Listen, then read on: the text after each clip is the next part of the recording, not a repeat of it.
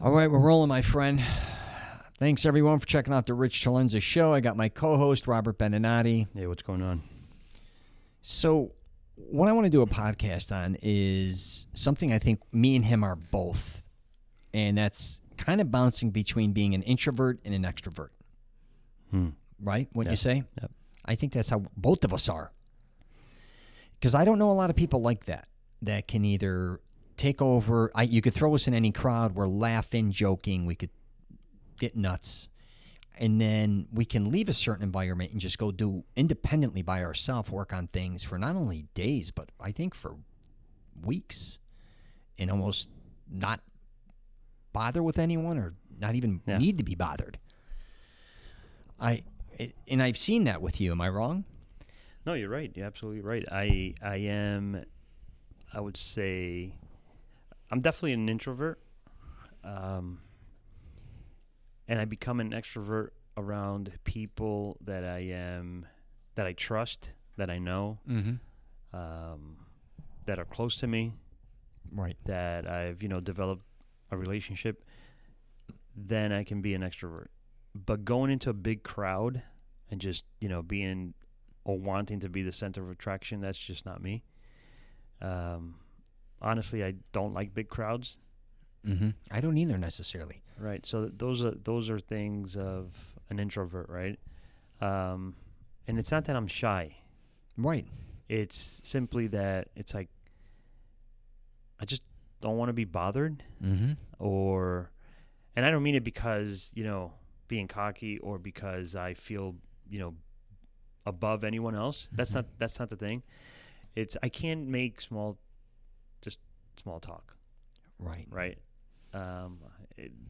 My character is I always have to be learning something, You're a listener too. Yeah, I don't want to waste my time. I just want to, get things done.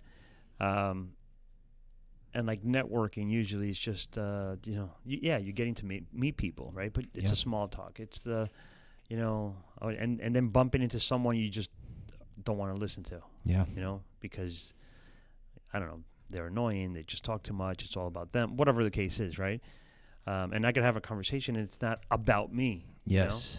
Like you say, I'm a listener, and I'm genuinely interested in your story. And if you have something interesting to say, or an experience or a story, I want to know about it. I want to listen. I want to hear it. So, like you said, I do bounce. I'm mostly an introvert, right? Yeah. But when you get to know me, then I'm an extrovert. Yeah. And I think everyone has some sort of level between an introvert and extrovert. For sure. Mine was just extreme. I think both of my parents are very big-time extroverts, and being in a nightclub environment where you got music blasting, bands, comedians, you're kind of always in the backdrop. You can't even talk most of the time because it's so loud. So I learned to kind of shut down with that. And then if things were quiet, my father's running a bar. He's telling me or telling his employees or telling everybody what to do constantly, right? And then being an only child, I think I remember even then the extreme going to school and not really being that good of a student and just shutting down, not wanting to be there. And then when it came to gym class, I was like a goddamn animal. But then after school, like the popularity thing worked really always well with me, being very popular. During school, I'm quiet. And then after school, or it could be matches or going to basketball games or my sporting events, then I was extremely social. Is it because you felt confident in that area or that time of day? Meaning when you were in class, maybe tired. You were bored. You didn't care to be there. Your mood, your attitude was different. But now when you're in the gym, working out on the field, it was your place, and you were confident there. You were good at it, right? So your attitude changed. Yeah, for sure. And I liked attention, no matter what anyone says. So when I don't want to be bothered, don't bother me. Like, as you could tell, you know me, my phone never rings. Don't bother me. Like, for the most part, I have no problem exposing myself on YouTube. Calling you. I'm always, podcast. Yeah, I don't. No, never. If I mean, of close family members or friends or anybody, but texting worked really well for me. Yeah. Here, I say what I say, done. Yeah, because being, again, my father opened a vending business when I was like 14. So now, instead of being in a nightclub, now I'm in I don't know how many bars a day, say 20 a day, collecting money. And when we weren't doing that, we're gambling and all these things. So again, very loud environments. And if I was collecting money by myself, or if you're with someone, you're talking. But a lot of times I did a lot of things independently where I wouldn't talk. But then after work, now I'm hanging out in clubs. Like I'd leave work in bars all day to go hang out in nightclubs. I don't know if that's a programming mechanism. But what really was, when I was making films, I was always writing. Well, I had 2 kids, but I'd be writing by myself for days on end, writing screenplays. In your own world. In my own world, and then I would go film it. And then all of a sudden you're a director and producing your own film. You go from nobody to 30, 40, 60, 100 people on the set, right? So, again, it was extreme. And even when I was traveling, let's say, most of the time I'm traveling by myself, and then when I hung out a lot in L.A., I'd hang out in a independent bookstore, Barnes & Noble, whatever, writing my books or writing whatever, leave there and go to a pretty big event. It could be the Emmys. It could be a red carpet event. And all of a sudden, I go from 2-3 days not even talking to anybody unless I'm ordering a food order. Then all of a sudden, you're on the red carpet. And now you're in front of hundreds of people. And it's just or parties, after parties. Everything was so extreme in my life. Yeah. I never found that balance. But I will say my ex-wife, who was very quiet, and people used to say, God, I don't even know when your ex-wife's around, right? You know, for the most part. She could talk. Don't get me wrong. She talks and work. But she was very quiet. Was she shy? No. No? Not really at all. But just being very comfortable being quiet and being at home with her, I was louder necessarily or more.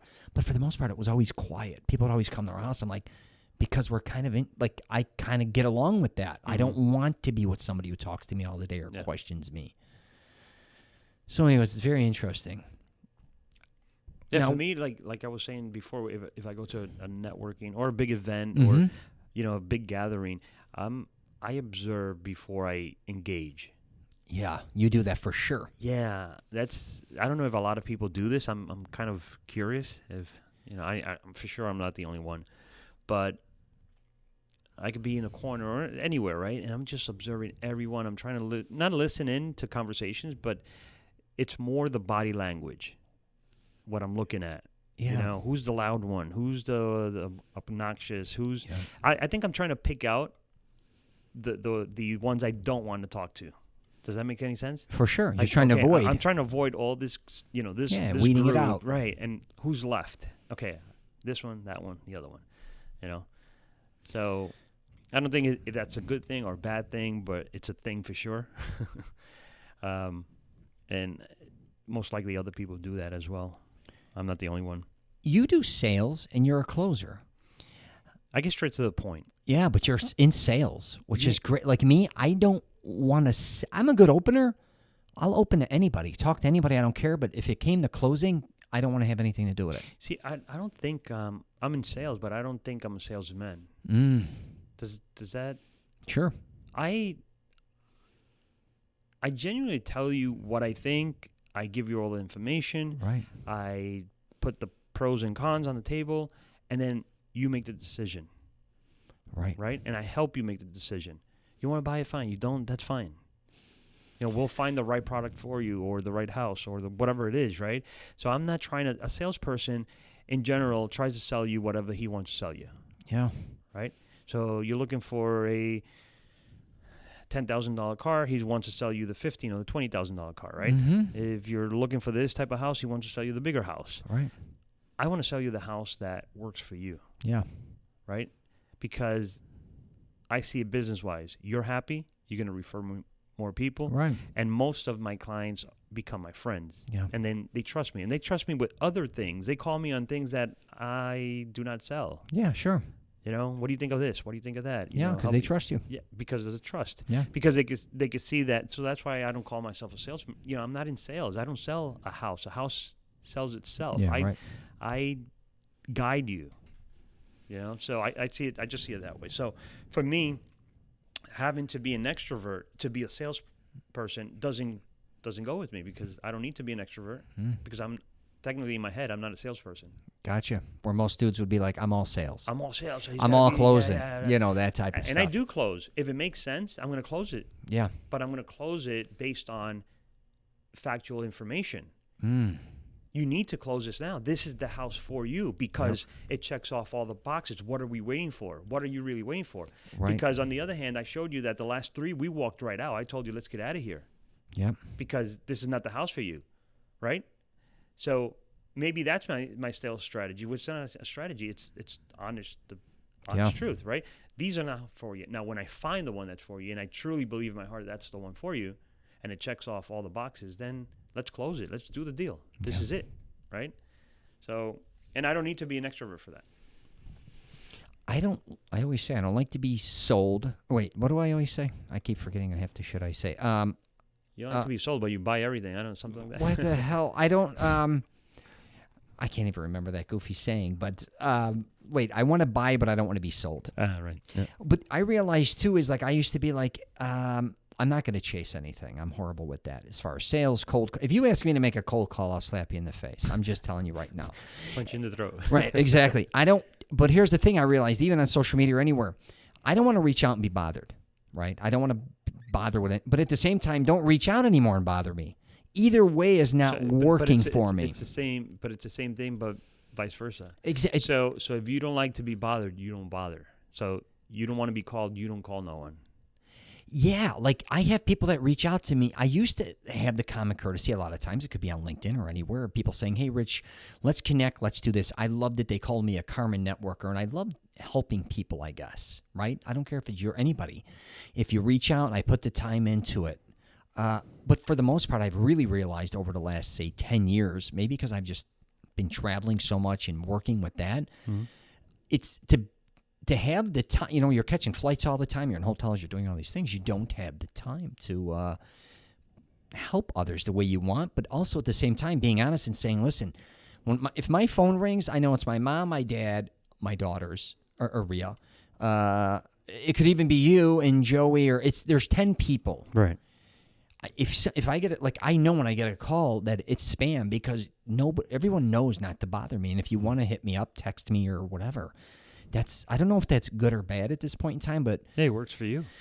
It works. And so I'd hate to say this too, it's a lot of times I just feel like a lot of conversation at my age, they're like circle talking where it starts and it ends and nothing was accomplished. Oh, that's the worst. Yeah. Yeah. And that's the small talk I'm talking about, when you yeah, I used to love that. I was okay with that back in the day. I was never okay with that. See, I was okay. If somebody wanted to talk to me about their bullshit, even at your Christmas party, this one's talking or that one's talking to me, I love listening to that because I'm in that environment.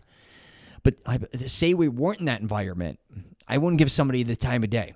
Like I cannot go to a bar, sit at the bar, and just talk to the drunk next to me. Yeah, and end up with no conversation at all. I'm not interested. I'm fine. So I can't do that. Yeah, and we go through that at the gym. Even how we met in the sauna, like the guy's always, I don't know how he found me, and he kept talking to me. I'm like, I'm sleeping in the sauna, and he still want to talk to you, and you're like, I'm like, half naked. I'm like, Jesus Christ. But, I guess we all need something from someone. When I need help, I guess I got to reach out. I don't know if that's selfishness, but that's where the hell I'm at, being an introvert and an extrovert. So, fun times. Yeah, that's all I got for you. All right, we're going to wrap it up. I hope you get some comments on this, on this episode. Yeah. I just I'm curious to find out if there's other people and how they deal with it. Yeah, I'm just extreme with it. And again, if you said, Rich, let's go. I don't care if you told me to go to a nightclub. I don't care if it's a bar. I don't care if it's a gentleman's club. I don't care if it's a restaurant. I'm going to jump in there with you and have a good time, though. Yeah. Right? If you said, let's go do cigars right now in the Bay, I'm in. Right? But it's almost like it's a momentum and a fun thing with me. It's interesting. And then at the other, like me and you, we'll both be stuck at home, or we'll both be in a Barnes & Noble, or we'll both be at a coffee house for days, and no one will even know we're alive anymore. Yeah. Hey, guys, if you're listening to this, leave your comment. Yeah, for sure. We're curious to know. Just put introvert, extrovert. We just want to know, who's listening and if you're an introvert, extrovert. I'm going to title it that, introvert, extrovert. All right, if you want to find Robert with his all business thing going on over here, he's got his own podcast. He's got a lot of different guests. He's an extrovert when he's on his own podcast, though. Yeah, he's all over the joint. I'm all over the joint. Don't bother us is basically what we're saying. Just don't call. Don't listen to our podcast. Don't watch our YouTube videos. We're telling them we don't want to be bothered, but please leave a comment and bother us. Yeah, we're interested to hear what type of assholes you really think we are. And if you're like us, reach out. Maybe we'll connect and hang out. Maybe we won't talk to each other, and then maybe we'll all get loud and get drunk and get thrown in the joint too. So it's either way with us. All right, take care, and I wish you nothing but the best.